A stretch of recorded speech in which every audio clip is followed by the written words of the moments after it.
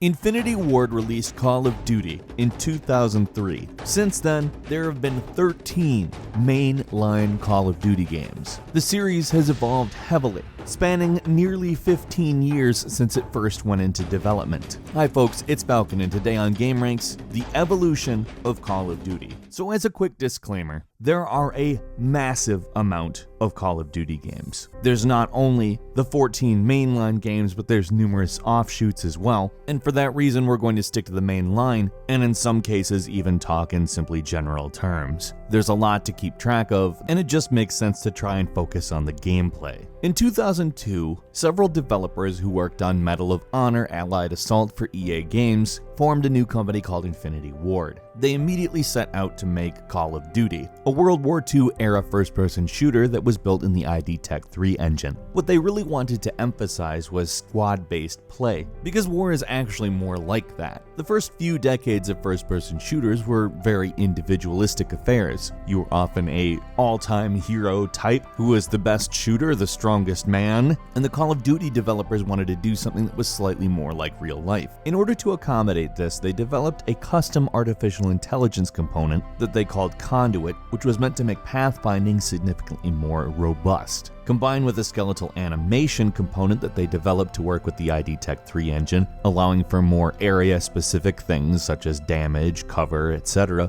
A lot of ideas were integrated into squad combat on a single-player level that just wasn't there before. The AI did a fantastic job of moving non-player characters between cover points, engage in squad flanking, and other very team-based military maneuvers that were, real, and it worked very well, at least relative to how artificial intelligence was at the time. A lot of things that would have been scripted in the game had it been developed in a different way were instead left to the AI, so that encounters would play out slightly different or entirely different sometimes every time you played them. That's not to say that the encounters of the game were procedurally generated, however, they did a great job making the game somewhat more dynamic than previous games. Next came Call of Duty 2 in 2005, which took a different approach to the campaign. It had 4 different campaigns which you could drop in and out of, experiencing the story of 4 different characters, or you could simply play historic battles in chronological order, which actually kind of played like old school video game levels. It used a new version of the same engine, which had branched far enough from being ID Tech 3 that they were calling it the proprietary Infinity Ward Engine 2.0. Weather effects became a high priority, and they were able to add things like blizzards, which came off incredibly realistically, especially for the time, and generally upped the realism of sandstorms and smoke grenades. Some modifications to the engine allowed them to expand the scope of the battlefield, allowing for a less linear experience in which you would have to make more choices as to the route you would take, as opposed to simply having a level presented to you that you had to fight your way through. Speaking of the presentation, they added a feature called Battle Chatter, which had been in a previous Medal of Honor game. Battle Chatter was a way of making situational awareness. NPCs had conversations that regarded what was going on in the game at the time, and it did a good job of simulating a sort of what's going on here conversation. Call of Duty 2 actually stirred up a little bit of controversy in that they created a regenerating health system. What you know as probably the standard for everything now was implemented in a few different games of the era to differing degrees, including this one, Halo, etc., and that did itself have quite an influence on future games. Some complained that it made the sort of gritty realism of the first game sort of melt away. You became kind of a super soldier,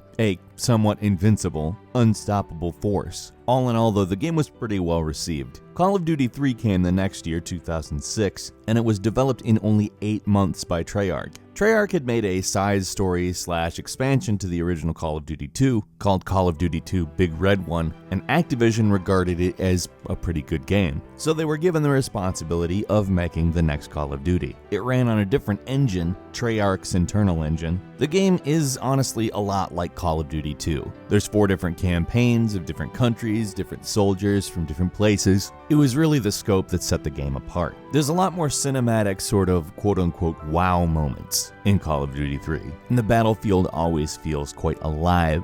There's lots of NPCs all fighting with each other pretty much at all times, and it sort of makes the feel of the game itself into more of an experience. Call of Duty 3 is also the first game in the series to have a branching mission structure.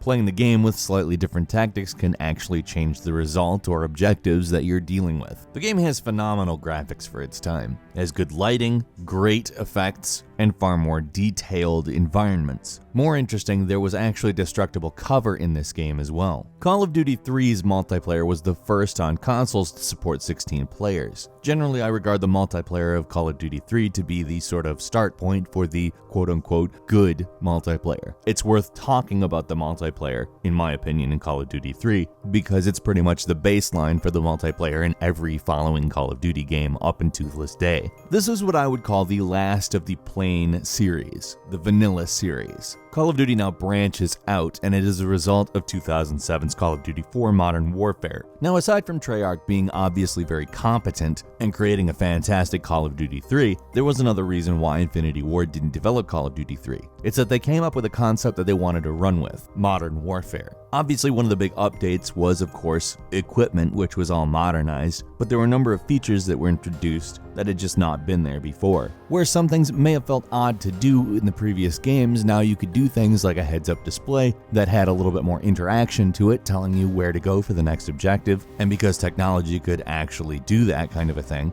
digital displays and all that, it didn't seem so bizarrely out of place. Multiplayer builds on the previous multiplayer, adding the ability to earn experience points, which unlock new weapons and modes, and also created the kill streak. There is no specific protagonist of the campaign, but it's not separated into different campaigns. There's one specific story and you experience the whole thing. The following year, Call of Duty World at War came out, which is another World War II game. Treyarch developed this game, but it does use the same engine as the Modern Warfare series. It retains a lot of the features that were created for Modern Warfare, however, it obviously goes back to the World War setting. It also, for the first time, included co-op. If you were on console, you could play 2-player via split screen and handle the game that way, or if you wanted to, go online and play 4-player co-op. It's also the first Call of Duty to feature a zombies game. Nazi Zombies is a game where 1 to 4 players can fight an unlimited number of waves of, you guessed it, Nazi zombies. You gain points by killing zombies, and as you get those points, you get better weapons, windows that were boarded up and they got through get repaired, and although you might consider this stuff fairly standard nowadays, this is a pretty new and interesting idea for a Call of Duty game to do and was a lot of fun. In 2009, Call of Duty Modern Warfare 2 came out. The proprietary Infinity Ward 4.0 game engine was touted as a generation beyond capabilities of what was previously used in World of War and Call of Duty 4. Aside from substantial visual improvements, the thing they wanted to address the most was the AI. They wanted enemies to be smarter, and developed a system which, instead of infinitely respawning enemies at random points in a level, they have smarter enemies that actively seek out the player. They can deviate from behaviors, have their own pathfinding, and essentially end up acting at least slightly differently every single time you play the level, and that's a good thing because that dynamic feel is something that heightens the immersion of the world around you. The less it feels like a sort of list of events that are meant to happen, the more it feels like a battlefield. Modern Warfare followed a lot of the aesthetic ideas of a film. It had more defined characters, a much more obvious plot, and a lot more set pieces. In fact, while these do help thrill the player, there's no denying that. A common criticism for this was that it was relying too heavily on that. Now, it wasn't a criticism that stopped it from getting the highest scores on Metacritic that a Call of Duty game had ever gotten. It really is a damn good game.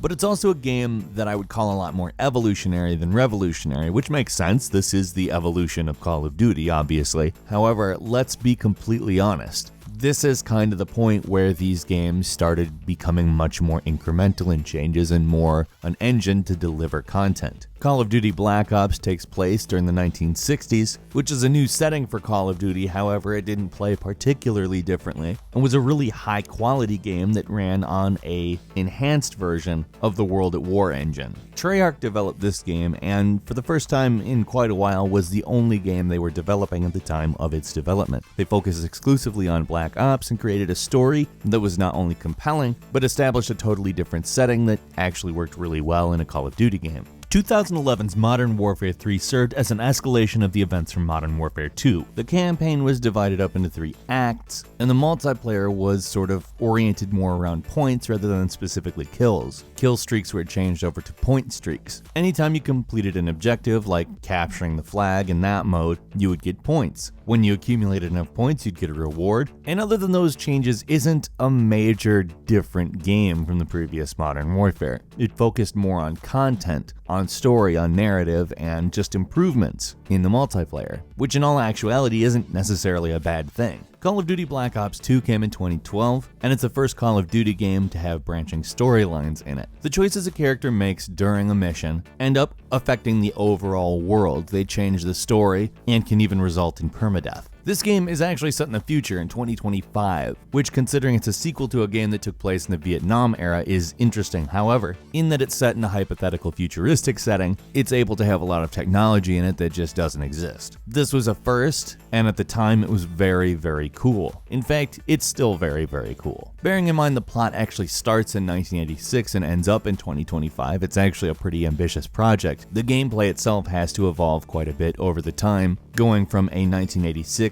Cold War setting to 2025 in a hypothetical second Cold War. There's also a zombies campaign, which is just, well, it's silly. It's fun, but it's definitely silly. Call of Duty Ghosts happened in 2013 and really didn't evolve any at all. There really wasn't any. It was just a game that was kind of Modern Warfare-ish. And then 2014 saw Call of Duty Advanced Warfare. Now, this was the first game headed by Sledgehammer Games, which had co-developed Modern Warfare 3. The campaign features one specific character as opposed to multiple characters in every single other Call of Duty game, and featured a number of fairly significant improvements. For instance, the facial animation system. Being Kevin Spacey was the bad guy and they wanted the bad guy to actually look like Kevin Spacey, they did facial capture for Kevin Spacey. The system that they used to implement it is actually the same system used to implement facial animation in Avatar 2, which will eventually come out at some point most likely. The engine itself was mostly rewritten. Sledgehammer said they pretty much built the engine from scratch. There is some stuff from the previous engine, but they needed to make a game that looked like a new game. Now, this would be the second new generation,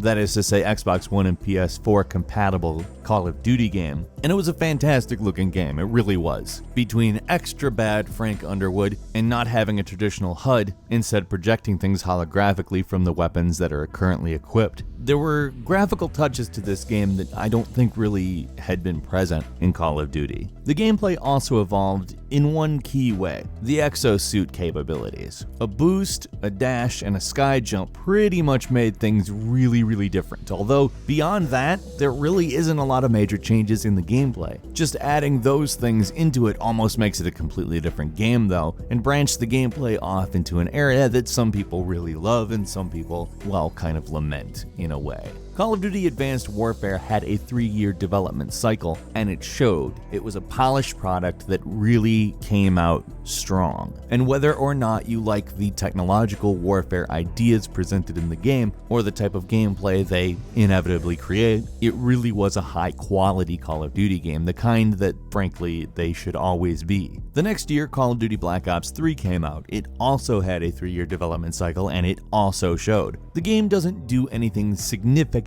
to evolve beyond the previous title, however, it is by far the Call of Duty game with the most content. But being basically Advanced Warfare Plus and keeping people busy as long as they wanted to, it got a pretty good reputation. It sold better than Advanced Warfare and Ghosts, and although a lot of critics did say this really doesn't do anything to meaningfully develop the series, it's a really solid game with a lot of content. In 2016, Call of Duty Infinite Warfare came out. This would be the third game in a row that was basically the same game. Although it moved the game's setting to space, most of the gameplay was pretty much the same. However, for a series that jumps around in setting, doing a modern game here, a Vietnam game there, a World War II game every once in a while, doing 3 games in a row of this, well, at this point, very similar gameplay that doesn't continue to develop very much, got people pretty mad. And although it wasn't reviewed badly, it averaged in the high 70s, people had gotten kind of sick of it. And I don't blame people for that. If you're gonna just release the same thing 3 years in a row, and each of these games had a 3-year development cycle, at some point could someone have said, well, we should maybe mix it up a little bit on the 3rd one? And then Battlefield 1 came out and kind of compounded everybody's feelings on that by being a very good game that was set in a very real world setting. It was gritty,